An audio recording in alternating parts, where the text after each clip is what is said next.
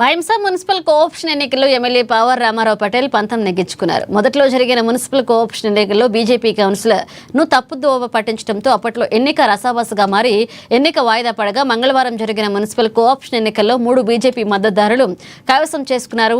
ఇందులో 2 తోటా లింగురాం, ముజీబ్, హైమద్ గతంలో municipal vice చైర్మన్లుగా పదవులు చేపట్టిన వారు కాగా అల్లంకొండ కవిత గతంలో కౌన్సిలర్గా పనిచేశారు. ఇక వీరికి నియామక పత్రాలను sub collector Sanket Kumar, MLA Pawar Ramarao Patel, municipal chairman Tummedla Dattatri, commissioner Lingaiah అందజేశారు.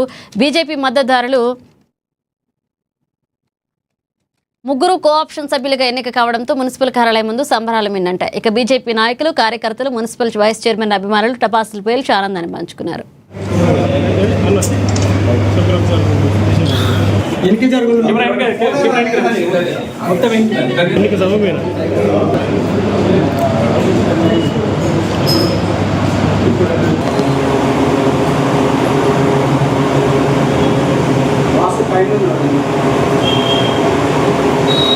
रामराव पटेल जिंदाबाद, रामराव पटेल जिंदाबाद, रामराव पटेल जिंदाबाद।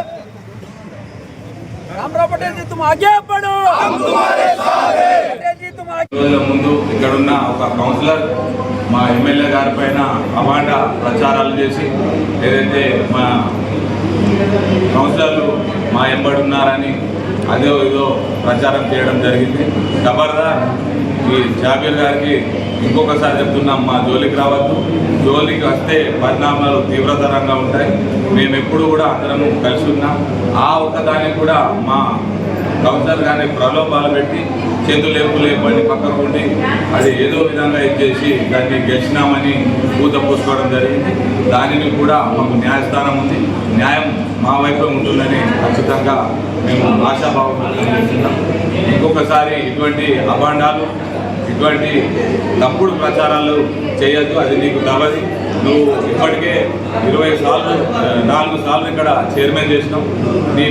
నువ్వు ఏ మర్యాదతో ఉండాలో నీకు మేము ఎప్పుడు కూడా నీ వయసుకు మర్యాదించడం జరుగుతుంది. ఎమ్మెల్యే గారి విషయంలో కానీ మా విషయంలో కానీ ఇంకొకసారి